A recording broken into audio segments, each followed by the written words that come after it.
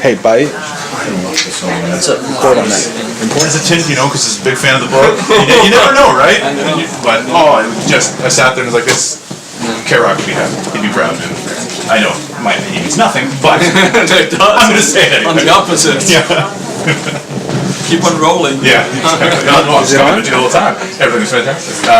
Andrew? So when did you get into town? You get in yesterday? It's not recording? No, I got it 2 days ago just to check the print. Oh, yeah.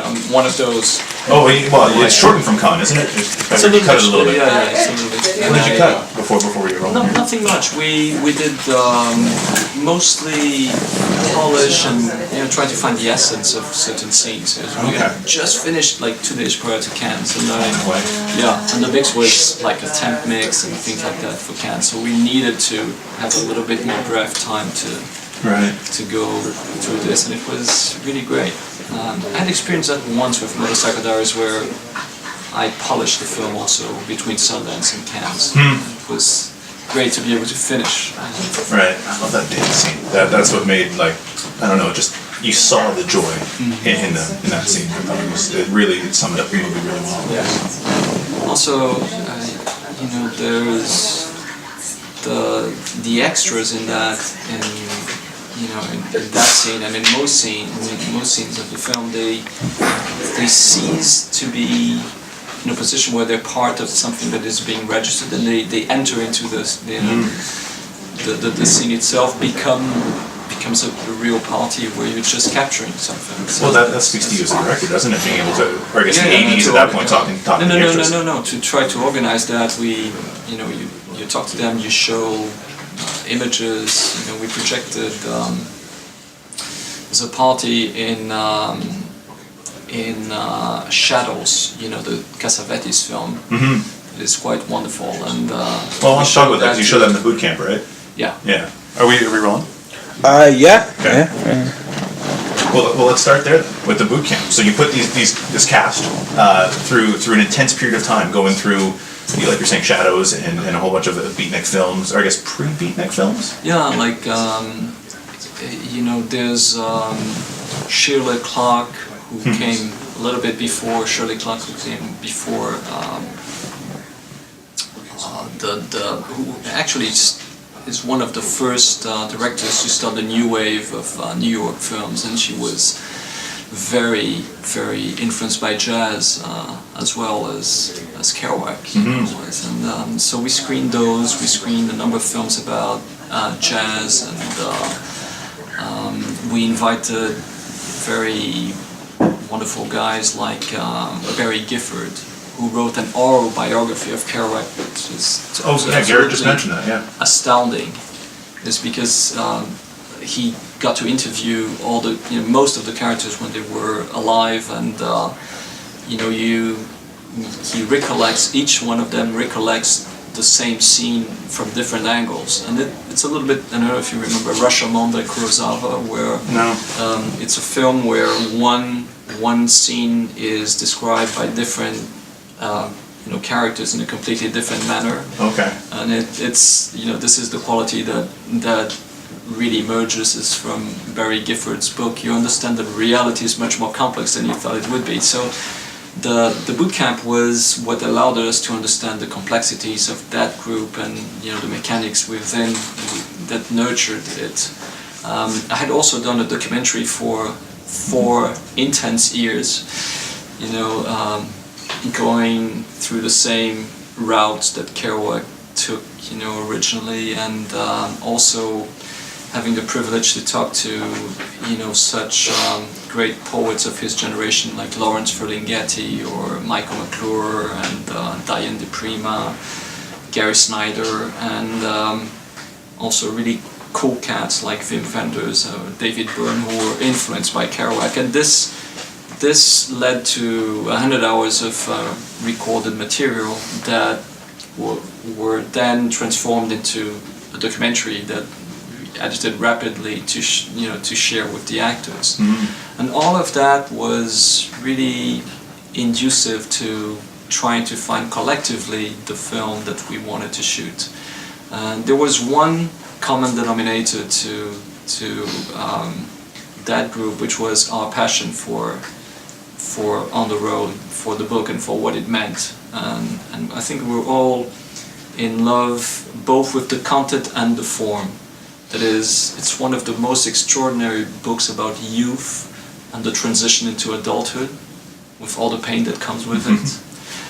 We've been through that. Yeah, still going through it. Me, much longer ago than you. You know, it's also about being able to redefine a future when that future is denied to you. You know, and try to explore all forms of freedom, either through sex or drugs or movement.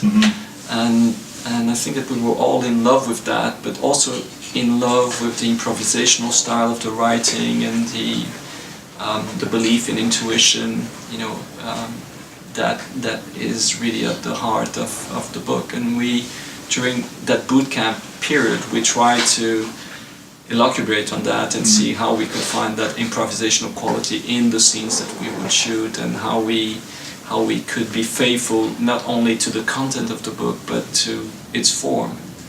Faithful to the book, but also to the scroll. Like, I love that scene where you see him actually... To the scroll itself. To the scroll. Well, that even starts the movie. Like, instead of divorce, it's his father now. Yes, which is the scroll as opposed to the book. So how come that decision? Well, that came also during the research period, because in going to Lowell, which is where Kerouac lived, you know, the early years of his life, we met his brother-in-law, John Sampas, who shared with us the scroll. Much before it was published in 2007, this was 2005, so we got to read the scroll, and like you, I was amazed by the fact that even the first line was different. And the search for the Father was a real leitmotif of the scroll. And this is what also binded the two central characters together, because Sal and Dean, alter egos of Kerouac and Neil Cassidy, were really connected by the fact that the loss of the father is so predominant in their lives. And those very different characters, Sal the observer, Dean the instigator of that journey, had, you know, a common point to start from. And that was really what allowed us to also start the screenplay in the way we do start the screenplay. How did it come to you? Because Coppola's tried to do this thing for like 30 years. Yes, so since 1979, but I think that other directors tried before that, and it was, you know, it's very tempting. Again, it's one of the most extraordinary, you know, narratives about youth, and that's so tempting, you know. I think that Francis himself did two great films about that phase in one's life, and it's The Outsiders and then the film that in Brazil it's The Motorcycle Boy Reigns, but it's a different name here. Try to remember the original name, with Matt Dillon, great Rumblefish. Okay. You know, so those two films that Coppola did are also about that moment, you know, where you transition from youth to adulthood. And when I came in, it was almost 30 years after they had bought the rights, you know, and what triggered this possibility was the fact that when Motorcycle Diaries screened at Sundance, there was a director of Zoetrope, American Zoetrope, Francis Ford Coppola's company, that was in the room, and we ended up talking about this a few weeks later and the possibility to do On the Road. And it was very tempting, but also you know, for somebody who's not from, you know, wasn't born in North America. I find that interesting. Although I lived in North America for a while, I have two younger brothers who were born in America when we were living. So you have connections. Okay. I have connections, but beyond that, you know, I knew that my passion for the book wasn't enough to justify the adaptation immediately, and thus the 4 to 5 years of research that preceded the adaptation. Well, it's well worth it, man, because it's phenomenal. And I can't wait for everyone to see it. December 21st, from what I heard. Yeah. Thank you so much.